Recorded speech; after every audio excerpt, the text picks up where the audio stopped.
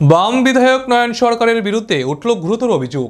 মন্দ্রিয়া দাস নামে জনৈকা যুবতী ফেসবুক অ্যাকাউন্টের মাধ্যমে তাকে বিধায়ক নয়ন সরকার কুপ্রস্তাব দিয়েছে বলে অভিযোগ করলেন।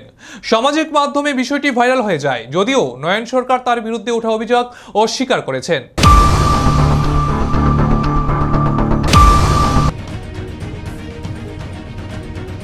চাকরির প্রলোভন দেখিয়ে যুবতীকে কোয়ার্টারে ডাকা এবং গুয়াহাটি যাবার কুপ্রস্তাব দিয়েছিলেন সিপিএম বিধায়ক নয়ন সরকার। মনরিয়া দাস নামে এক যুবতীর ফেসবুক অ্যাকাউন্টে এই অভিযোগ পোস্ট করা হয়। মুহূর্তের মধ্যে এই পোস্টটি ভাইরাল হয়ে যায়। এই পোস্টটি ট্যাগ করা হয় বিজেপির ত্রিপুরা এবং মুখ্যমন্ত্রী ডক্টর মানিক সাহাকেও। বামুটিয়ার বর্তমান বাম বিধায়কের বিরুদ্ধে জনৈকা যুবতীর এই ভয়ঙ্কর অভিযোগ ভাইরাল হওয়ার পরেই রীতিমতো তোলপাড় শুরু হয় বাম কর্মী সমর্থকদের মধ্যে। বিধায়কদের এই কীর্তিতে হই হই রই রই রব শুরু হয়ে যায় রাজ্যে। যদিও বাম কর্মী সমর্থকদের অধিকাংশ এই পোস্টটিকে ফেক পোস্ট বলে দাবি করেছেন।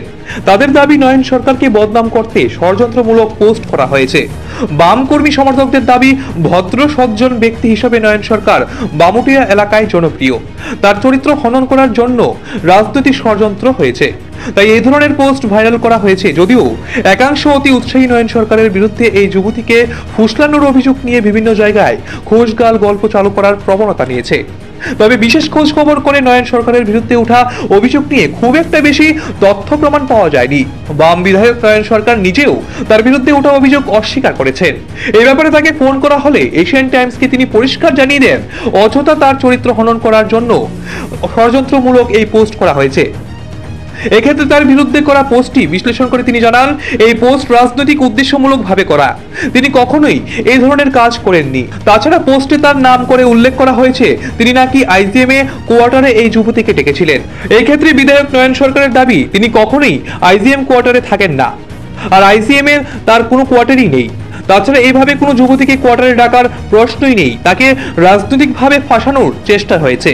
তিনি আরো বলেন যে হোয়াটসঅ্যাপে তিনি পোস্ট করেছেন বলে যেসব মেসেজগুলি দেখা গেছে, সেই অ্যাকাউন্টের নামের জায়গায় একবার দাদা আরেকবার MLA দাদা হিসেবে অ্যাকাউন্টটি সেভ করা।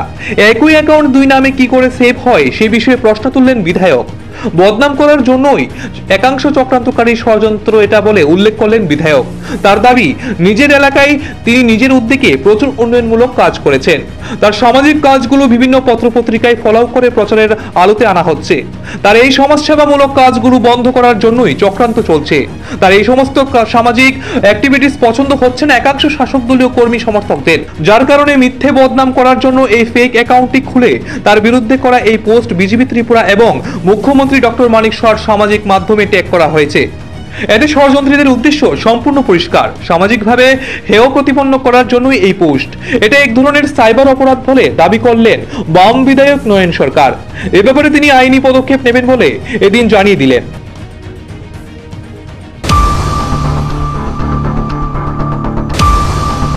প্রস্তাব কি দেখলাম না, যদিও আমি এটার মধ্যে যদিও আমি বলছি, এখানে লিখেছে দেখুন, বাটপাড়িরও তো একটা লিমিট থাকে।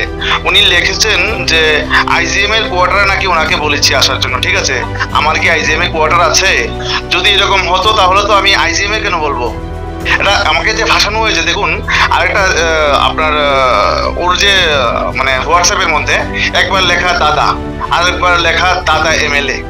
কি অদ্ভুত ব্যাপার, একজন মানুষের দুবার দু রকম নাম হয়, সম্ভব না। ঠিক আছে, তৃতীয় কথা হচ্ছে উনি যে যাদেরকে ট্যাগ করেছেন উনি মানে সামাজিক মাধ্যমে, বিজেপি ত্রিপুরা, তারপর তার মানে কি? রাজনৈতিক মানিক সাহাকে, ডক্টর মানিক সাহাকে ট্যাগ করেছে, তার মানে কি? এমনিতে বুঝতে পারে সাইবার ক্রাইম যে হচ্ছে দিন দিন বেড়ে যাচ্ছে, এটা শিকার আর কি। এখন দেখছে আমাকে বামুটিয়ার MLA হিসাবে বিভিন্ন জায়গাতে সামাজিক কাজগুলা করে যাচ্ছি, প্রতিনিয়ত পত্রিকায় উঠছে আমার কাজগুলা। আপনি দেখে লক্ষ্য করতে পারবেন, গতদিনের দেশের কথা বলুন, প্রতিবাদী কলম বলুন, আজকের বলুন, আজকেও দেখতে পারেন পেপারে আমার কাজগুলা, অ্যাক্টিভিটিস গুলা বেরিয়েছে পেপারে। ওইগুলা সহ্য হচ্ছে না একটা শ্রেণীর লোকের। তার জন্য আমাকে হেয় প্রতিপন্ন করার জন্য, আমাকে দুর্নাম করার জন্য এই চক্রান্তটা করেছে। এদিকে এই পোস্টটি ভাইরাল হওয়ার পরেই মনরিয়া দাস নামে যে যুবতীর ফেসবুক অ্যাকাউন্ট থেকে এই পোস্ট করা হয়েছিল তা ডিলিট হয়ে গেছে। স্বাভাবিকভাবেই সচেতন নাগরিকরাও মনে করছেন এইটি উদ্দেশ্যমূলক ভাবে কেউ কোনো বদ মতলবে বাম বিধায়ক নয়ন সরকারকে বদনাম করার চেষ্টা করেছে। তবে এর পেছনে কোনো রাজনৈতিক উদ্দেশ্য রয়েছে কিনা সেটা এখনো পরিষ্কার নয় বললেই মনে করছেন কেউ কেউ।